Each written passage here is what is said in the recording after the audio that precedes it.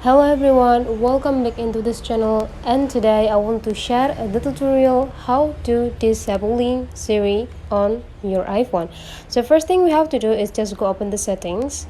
In the settings section, you just need to scrolling down until you found a Siri and search right here.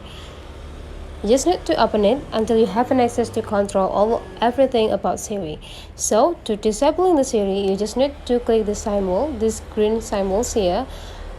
First symbol is in a symbol that listen for Hey Siri. Click it to disabling it, and then for the second, you also need to click this press side button for Siri too. Make sure this two button is off or in a gray color. And now you just need to confirm that you want to turn off Siri.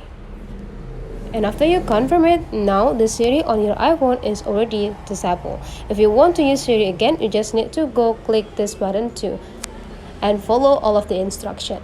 So that's all for today's tutorial. That's the way how to disabling Siri on your iPhone. If today's tutorial is got you so well, don't forget to leave some comment, like, and subscribe into this channel.